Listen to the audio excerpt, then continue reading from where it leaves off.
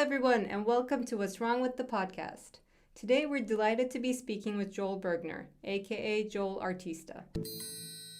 Joel is an artist, educator, and organizer of community-based public art initiatives with youth in conflict-affected and traumatized communities around the world. From Syrian refugee camps to American prisons, the favelas of Brazil to the Kibera Slum of Kenya. His elaborate, large-scale murals weave smoothly between realism with an urban art sensibility and the raw expressions of children who learn to tell their stories through art. Joel is the co-founder and co-director of the nonprofit organization Artolution, through which he trains and supports local artists in vulnerable communities to lead their own Artolution community art programs, affecting the lives of thousands of children each year. Artolution partners with UNICEF, the International Rescue Committee, UNHCR, and other agencies to integrate community-based public art programming in humanitarian response around the world. Beyond his art, Joel has a background as a youth counselor and received his BA in sociology from the University of Illinois at Chicago. Over the past 10 years, as he led art programs in over 25 countries across Latin America, Africa, the Middle East, South Asia, Europe, Australia, and North America, Joel developed his unique combination of community work and mural art in partnership with dozens of institutions and community groups. His projects have addressed issues including the Syrian, Rohingya, and South Sudanese refugee crises, mass incarceration in the U.S., the Israeli-Palestinian conflict, and the plight of street youth, gaining attention from international media outlets like CNN, Al Jazeera, and Reuters. Joel has a passion for connecting and sharing with people through collaborative art making.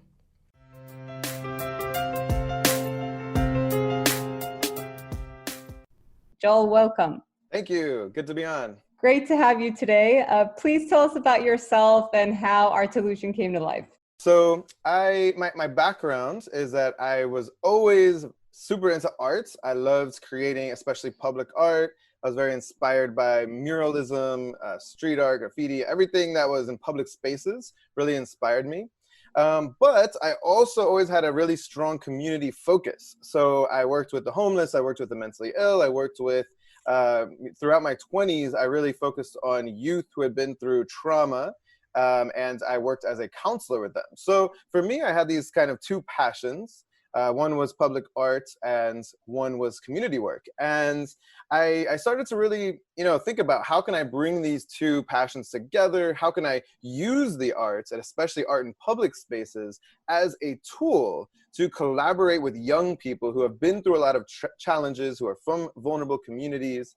And how can that really benefit those communities? How can that be a way where young people have a platform to tell their own stories? And that kind of took me on this big journey. I didn't realize what it was going to be, but at that time, often I think life works that way, right? Where you're just kind of following what you're interested in and what works, and what you see that people respond positively to certain things, and so you just end up on this path, right? And so what that path has really led to is the creation of Artolution, which is a nonprofit organization. So I founded that several years ago with Max Frieder, who's also a community artist. And our mission and our original goal for this was that, the thing is, when you're working in communities all over the world, you're always finding these incredible local artists who are working there in the community, they're living there, they're from there, and they're the ones who really can have the most impact on the children and on the youth in their local communities. So these would be places like, for example, the Zatari refugee camp and the Azraq refugee camp, which are for Syrians in the deserts of Jordan near the border of Syria. So I've been traveling there since 2013, working with the kids, but also just saying, hey, these local artists are incredible, and they should be able to have their own program. This is something that would be much more impactful if this could be year-round, sustainable, and these local artists could lead the program. And so that was really the inspiration of Artolution, and that's what we now have. We have programs there, as well as in other countries like Bangladesh and Uganda and Colombia, and in the United States as well. And all of these programs are led by locals, and they affect the lives of thousands of children throughout the year through arts programs. I love this so much. So much of what you do is so in line with our own mission, and I love to see how someone's passion can turn into something that is a way to change things or even inspire young people. So, obviously, I would love to see more of that, right? Like, I would love to see art's power to inspire and educate and really just engage people and grab attention. You know, like people, there's a big difference in like trying to look into an artwork as versus just trying to read a text on an issue in the world. So it would be amazing if we see more and more of what you do, right? Interesting collaboration between locals or communities or organizations that are in need, or schools, or, you know, other institutions even, that can allow for such change or such, I guess, early on intervention in people's lives that can impact the rest of their lives, right? Why do you think we don't see this more? That's one thing I'm like really curious about. And also, what are some of the issues you think in the art, so to speak, industry that sort of gets in the way of having art serve more as like a community activity? Yeah, good question. Well, yeah, I think for me, the arts is something that is really, it can be something very collaborative, but I think that we have in our kind of modern global culture this romantic idea of the artist, and it almost puts the artist up on this pedestal where the artist is this kind of mythical person who has these like magical powers and, you know, has this very romantic story, and only that type of person, which is almost feels unreachable for a lot of people, especially young people who might be aspiring to that, and they might say, "Oh, I don't have that kind of that genius or that thing, that this mystical thing that artists have." And it's really, you know, I don't believe that art is that. I believe that art really, you know, when you look at the word genius, which I think people use for the best artists, you know, you say they're a genius. You know, that word, the original root of that word. Which I believe was from the Romans. It was a Latin word, and it was either that or Greek. But the root of it was something that you caught, like a spirit. It was it was something that someone, that was almost like as if it's in the air and you could catch it at any moment, right? And therefore it wasn't something that just a person is not a genius. It's something that you can get, you can catch, you can achieve. And so I think that's something that I like to think of it more in that way. And for me, when I'm working with the kids, I mean, they come up with the most interesting, the most creative imagery. And you know, we also do, I'm a mural artist, but we also do with some of our other artists, performance, photography, dance, theater, all kinds of different artwork, sculptures. And so to see what they come up with and the creativity that they have, I think that's something that really always has inspired me a lot. And it's something that I say, why can't, you know, we as society, you know, why can't we appreciate the art of everybody instead of thinking it's only this one thing that these one type of people can create? I mean, I love that so much, and I also relate to it in the sense that, I mean, different disciplines suffer from the same thing, right? I think we have what you're talking about in architecture as well. Like there are these architects that are put in their like ivory towers, or like starchitects, actually, that's what they're called, and sort of like they have this genius that they're creating the best buildings in the world.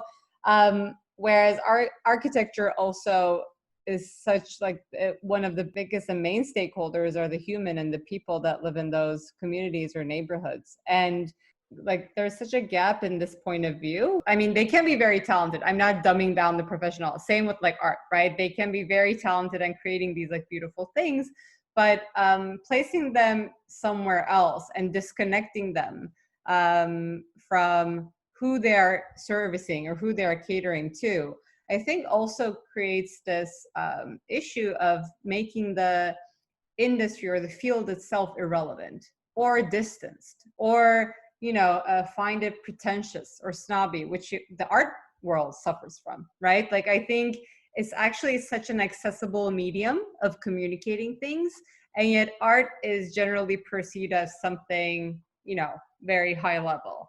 And in that sense, what do you think galleries and museums' roles are? Because what you're talking about, like in my mind, even in some of the best museums of the world, I'm not necessarily seeing a lot of artwork that shows great collaborative work, right? I'm actually seeing just names, and they can be beautiful art pieces, but it's just the artist, the artwork, the technique, And that's what I'm getting out of, instead of like hearing a story of a local community and how that was represented in the artwork.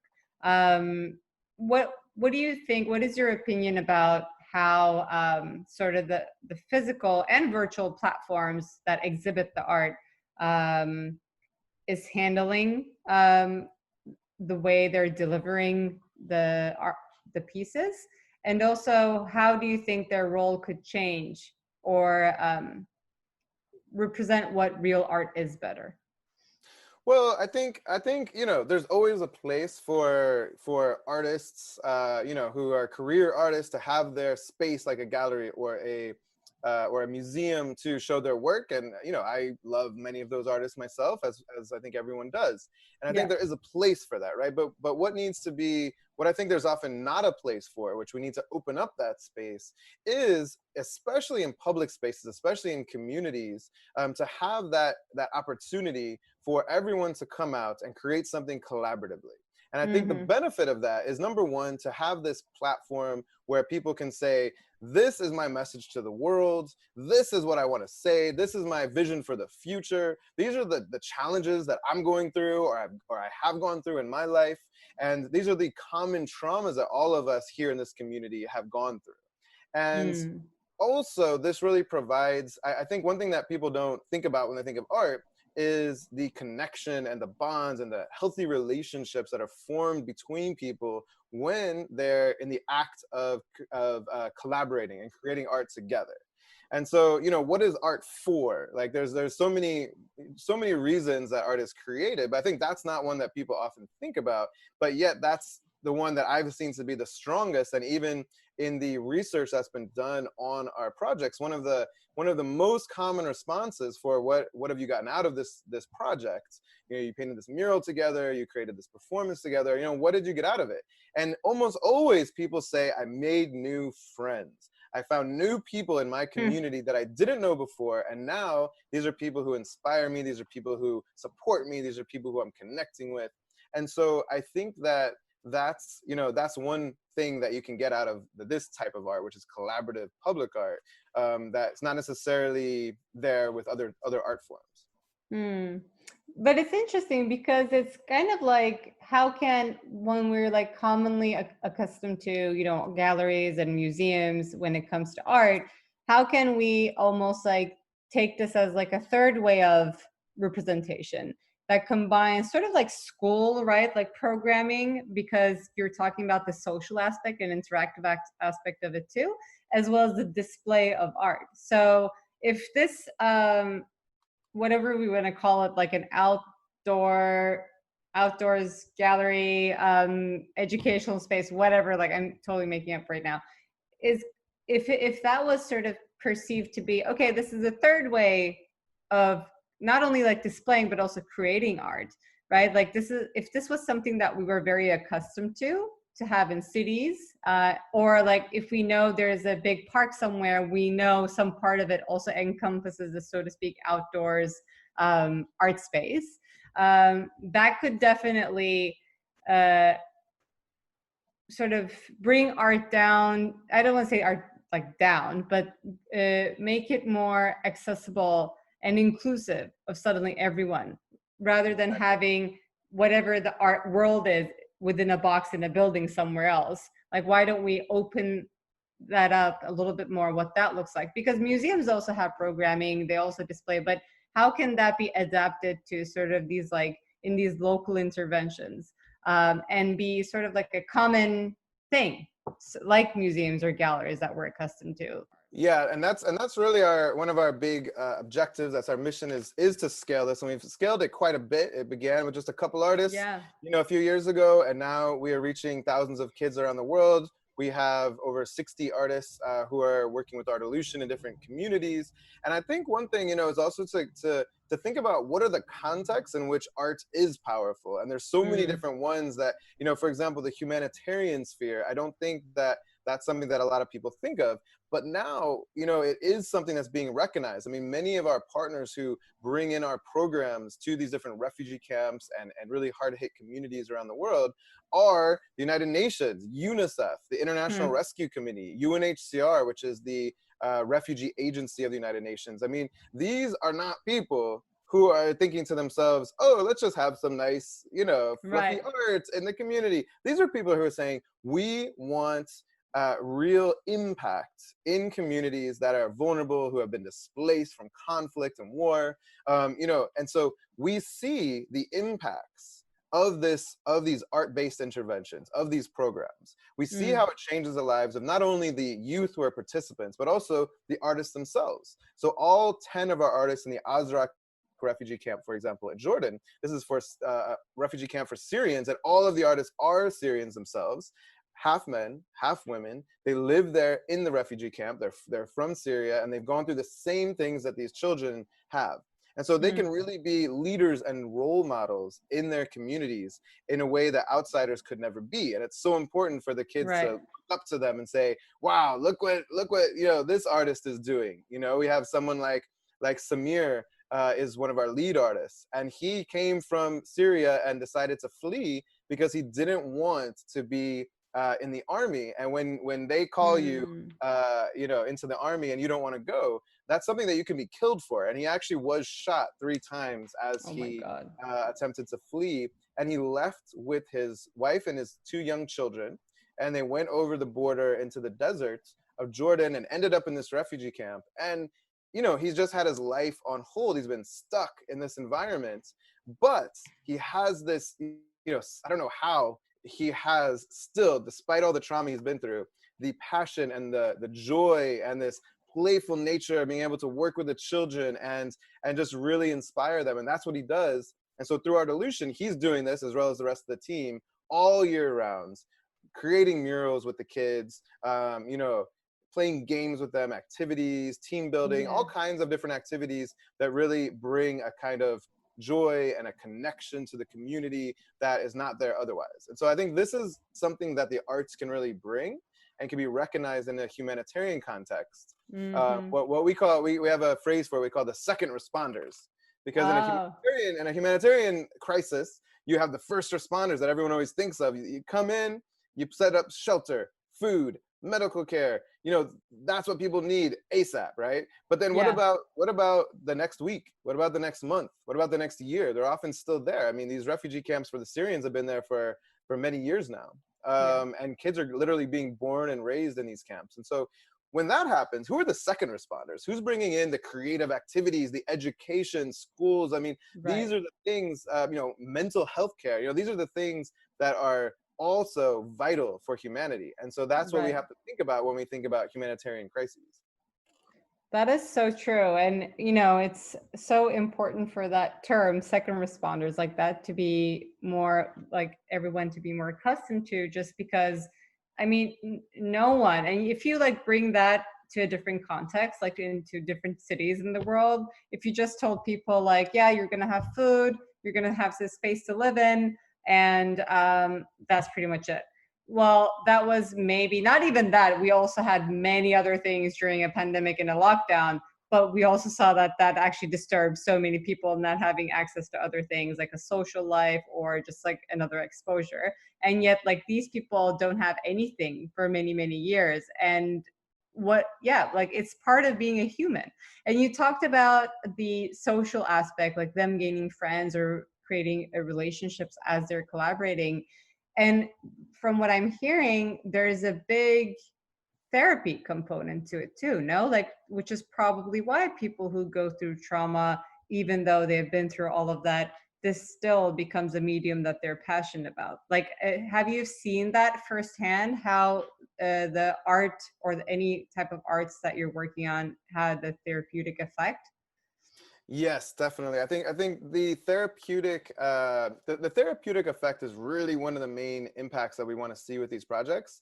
And so that comes about both by expressing oneself through the artwork, and saying, this is who I am, this is who I want to be, this is how I want to be seen by the world.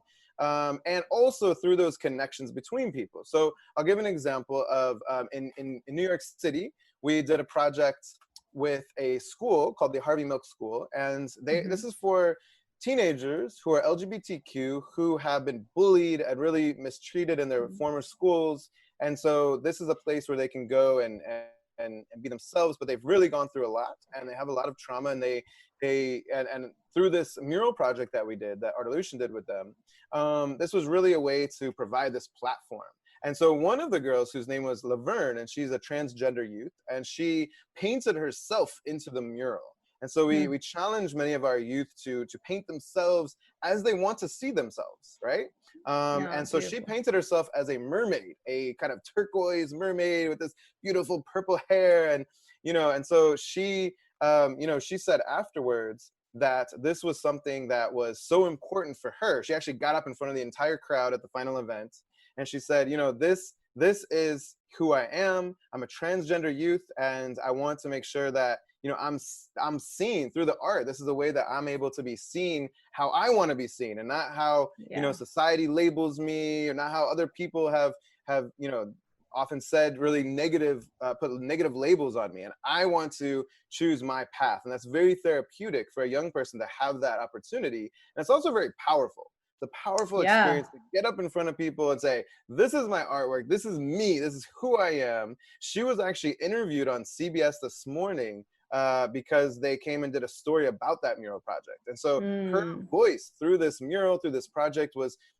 heard by thousands of people across America. And so that experience for someone who's not used to being heard, who is used to being ignored or misunderstood, is just such a powerful experience and will really affect her life after that.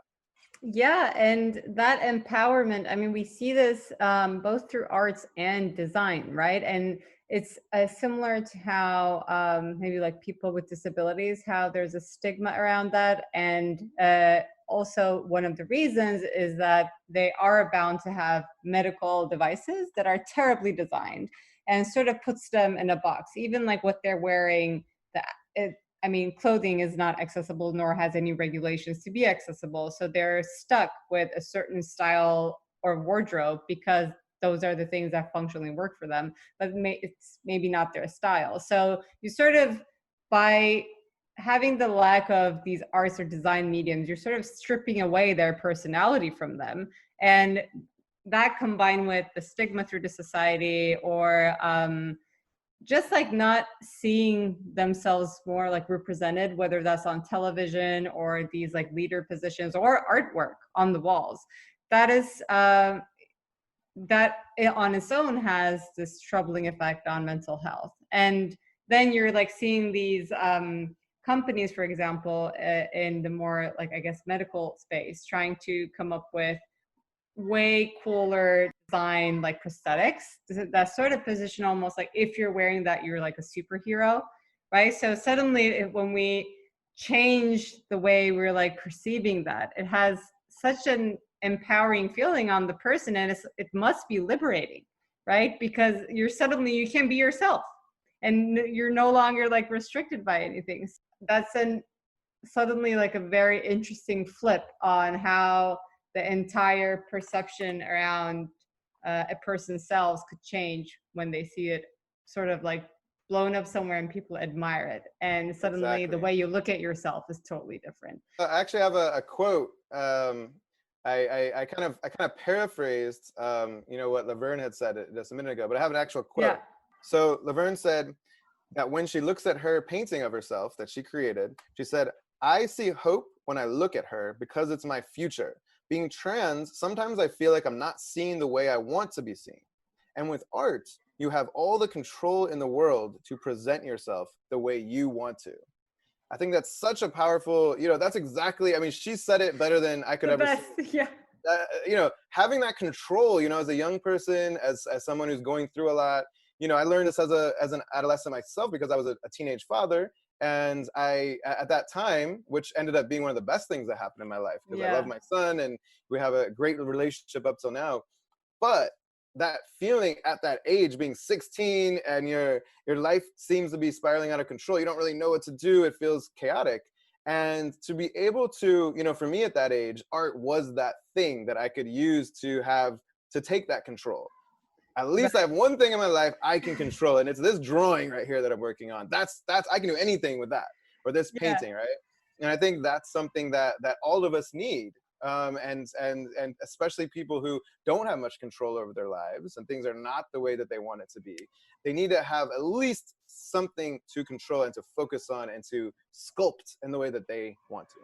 So true. And that's what the beauty of art itself too. You can be in control of what you're creating fully, and Yeah. no one can say anything about it. And generally, actually, people will admire it. So that's part of, like, I guess, the therapy and empowerment that goes into being a part of that. Yeah. How do you think this can, um, I mean, we talked about scale, that you're trying to collaborate more and more internationally, but what type of, I guess, institutional or organizational collaborations you think could help us scale even faster or further? And that could also touch communities that is also not easy to gain access to or work with.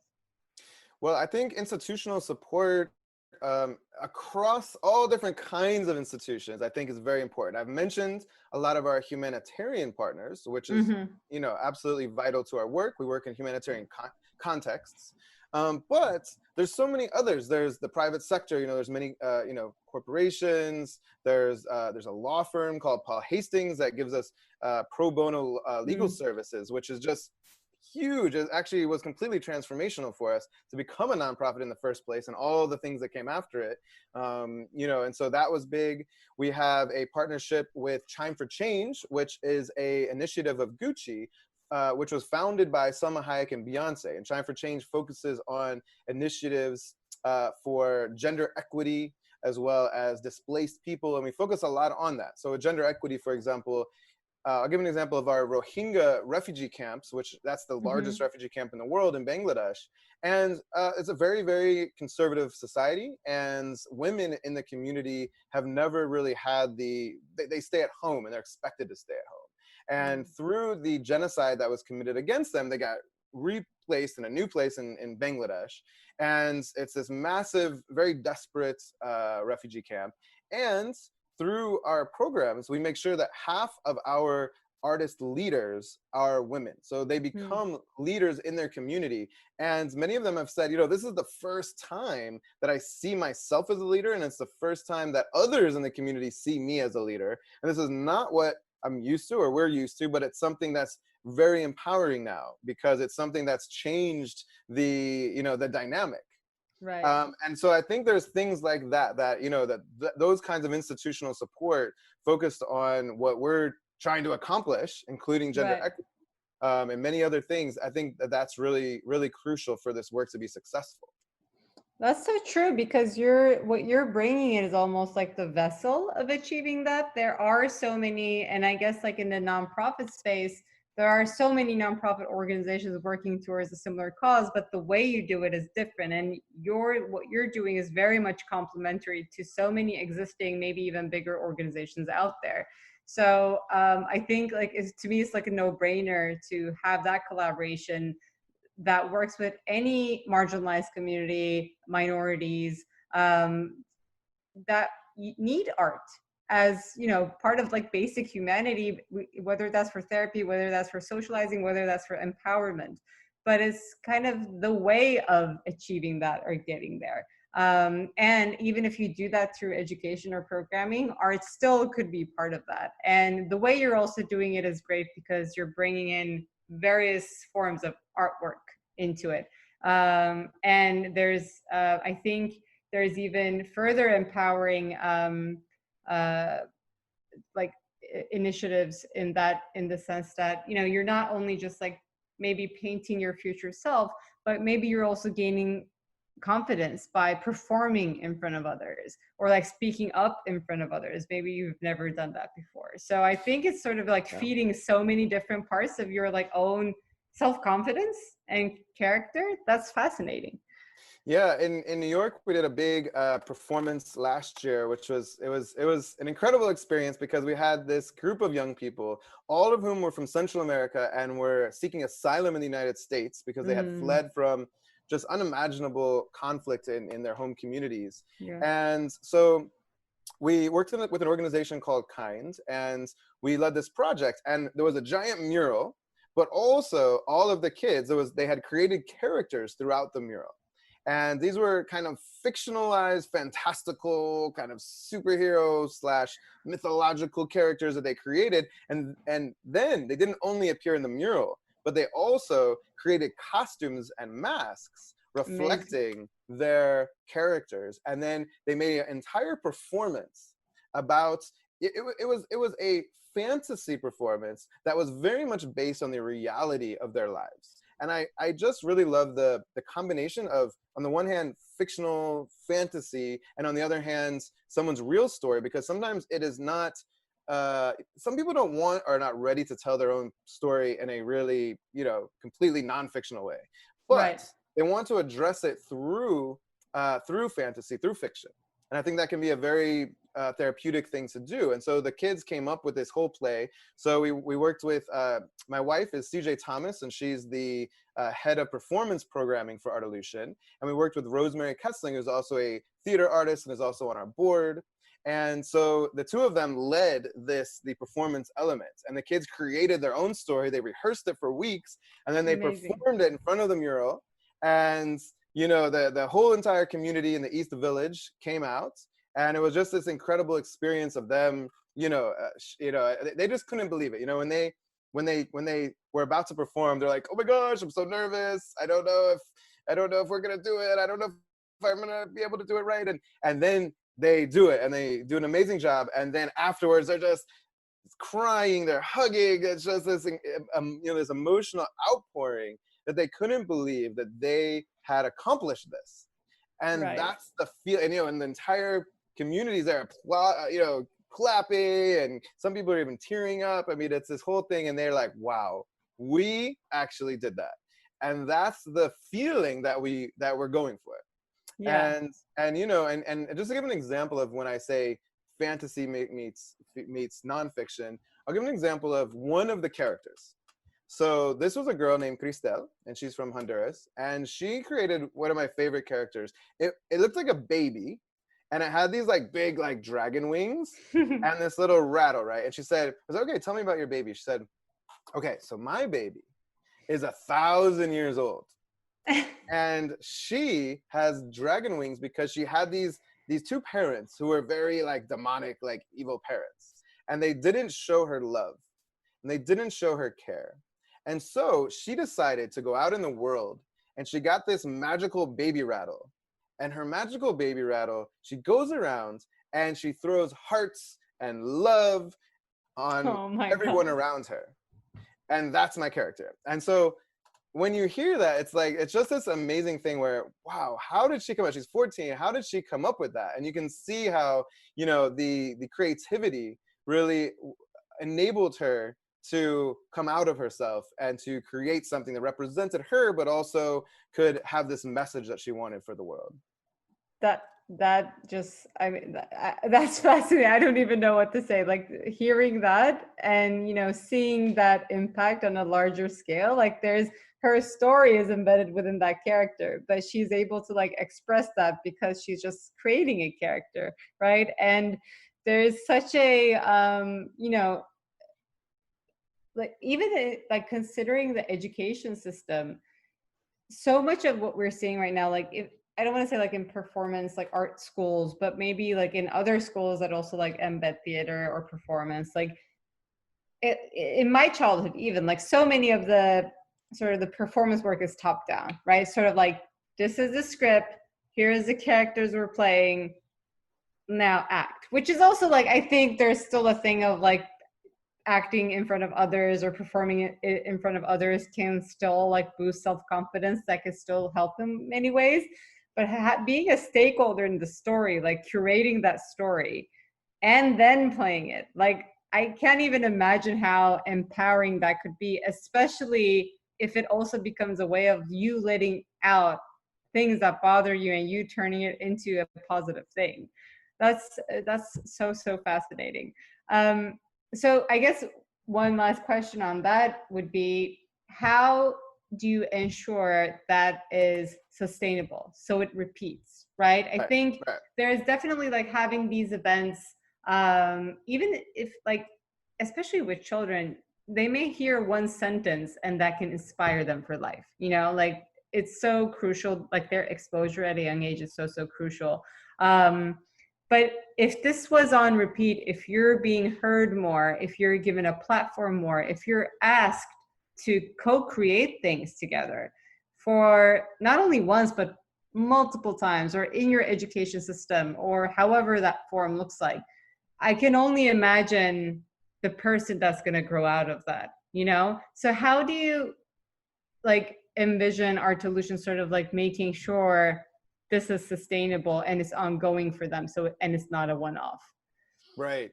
That's very important. That's actually the whole reason, we started the organization, is to make this Mm-hmm. work, this community-based public art, be something that was sustainable. Because I can go and do a project and then I can leave, and that's Right. not, that's great in that moment, but it's not something that lasts. It's not something that really is going to have a sustainable impact on the community. And so, Right.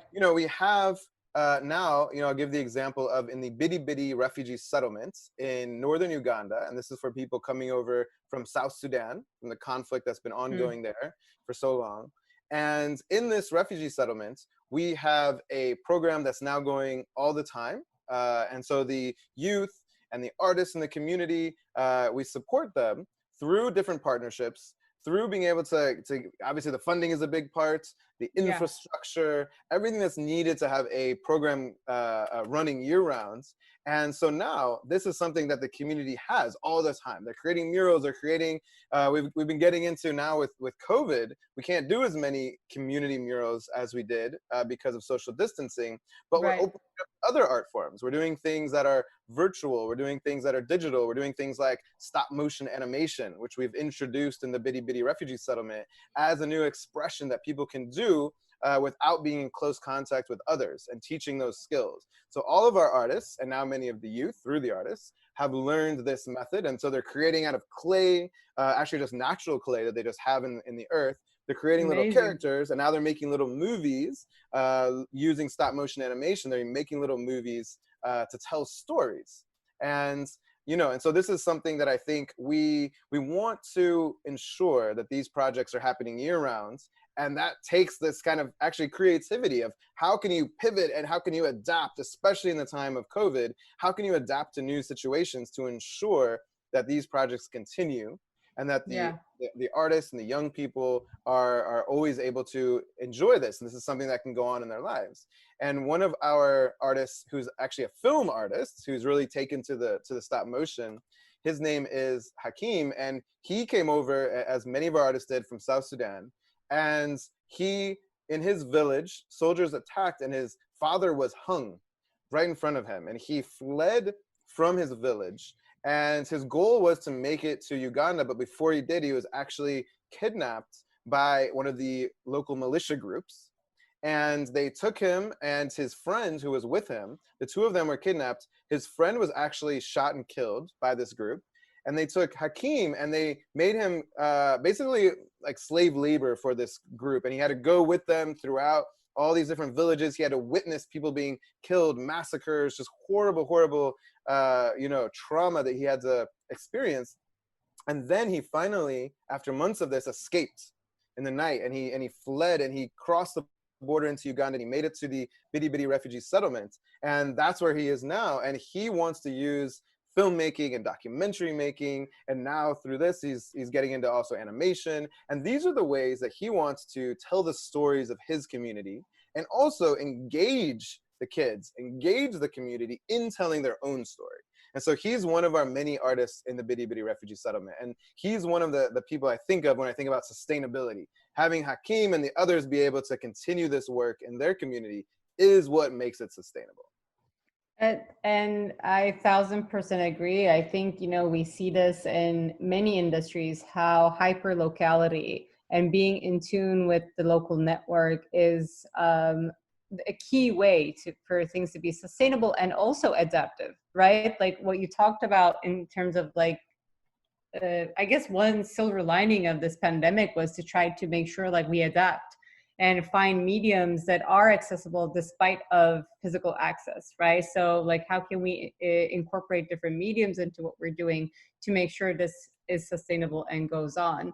And I think, you know, even in the pandemic, we saw how not having things local or having like a proper local function can be detrimental to not only communities, but countries. And we saw that in the healthcare supply chain, right? Like, I think this sort of is a great like analogy in the sense that like, how do you want to make sure something sustains and functions well? And there's nothing better than doing these like acupuncture interventions, sort of zooming in there and really helping that community thrive so that they create their own leaders that people can look up to and new generation can inspire, rather than, as you said, someone that comes in, you know, you can only be a mentor. I think that's what all you can do, like, because you also, your role in your organization is to scale this. So you can't be also at one place all the time. So you need that local, like experts and thought leaders and really like people who can become the new mentors and part of the bigger Artolution community. But what you're describing is necessary for any industry or field for them to sustain really and work at the long run. So I guess like it would be great to talk about what you would want to say to not only like young artists who are really passionate about things and do similar things that you want to do, but someone in any field who feels very passionate about something and wants to make progress and inspire people. What would be your advice? Yeah, that's a good question. I mean, you know, for me, I mentioned that, you know, I didn't know where this would end up, but I was following the things that I found that I was passionate about, whether it was public art, community work, counseling young people who had been through trauma. Those were the things that I was interested in. And so for those that I was able to get a job in, so I was my paid profession when I was in my mid-20s was a counselor. I worked with the youth, and doing murals, I wasn't generally very often paid for, but I did that because I was passionate about it. So I found a way, I think that's important for everyone, to find a way to make it work for you where you're able to pursue your passions. Hopefully you can get paid for it, but if you can't, finding a way to balance that out. So you're doing something, you have to make a living, but you're also following your passions, because as you develop your passions, they will hopefully eventually be something that you can make money at. And making money at it is absolutely eventually essential, because now that I have 2 kids and a wife, and, you know, I know to sustain again. Yes. Yeah, you know, I no longer have a lot of time for hobbies and things like that. And so luckily I am really passionate about my job, and I do get to, you know, work with incredible people around the world and make arts and things like that. As well as lots of boring things like writing proposals and budgets and stuff, you know, it's a lot of things. But, you know, but I think early on when I was younger, I was able to have a bit of more of a balance where I can say, oh, I'm passionate about this. And even though I'm not paid for it, I'm going to just see where it goes. You know, I'm just going to, hey, excuse me, do you mind if I paint your wall here? You know, I have this vision. I just really want to paint it. You know, I'll show you some pictures of my past work. Do you mind if I paint this wall? Things like that I would do that was just, you know, just trying to get myself out there and doing what I loved.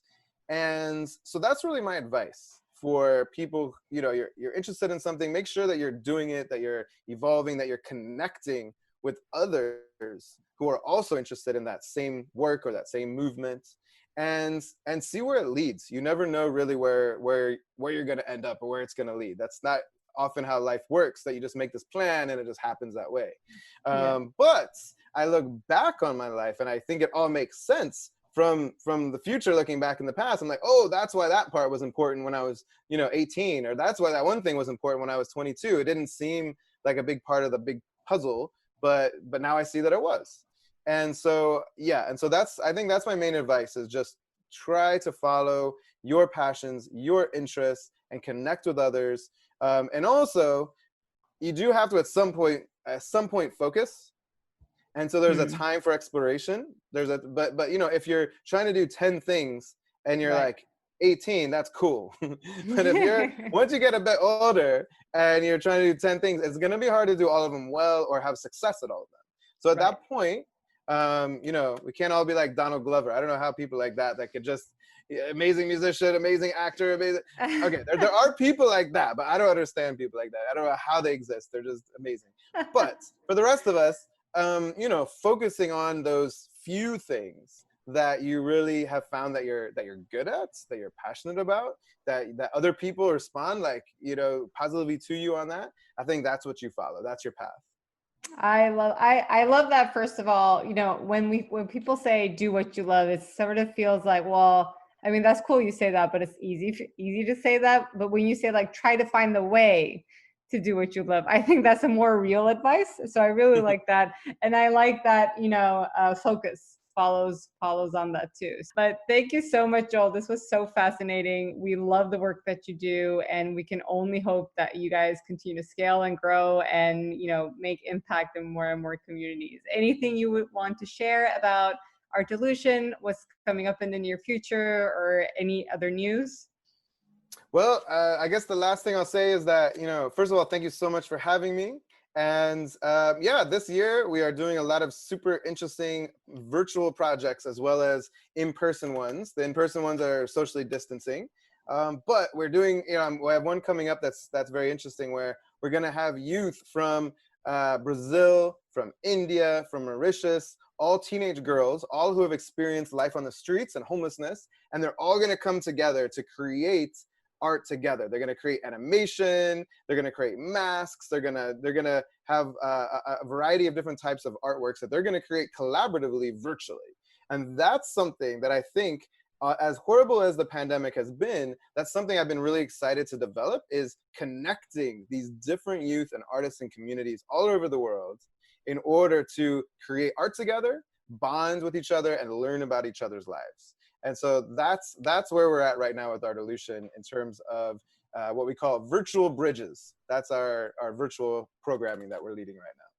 Amazing. Well, we Yeah. look forward to seeing the outcomes and to hear more and more about you guys. Thank you Great. so much. Thank you so much. It's been a pleasure. Thank you so much for watching this week's episode. If you found value in these conversations, please like our video and hit the subscribe button. Make sure to visit our website, podcast.what'swrongwith.xyz, and subscribe to Apple Podcasts, Spotify, and Google Podcasts so you never miss an episode. Please leave us a comment or review, or you can simply tell your friends about us. For more details on our guests, follow us on Instagram and Twitter. You can find our handles in the description below. And don't forget to join us next week.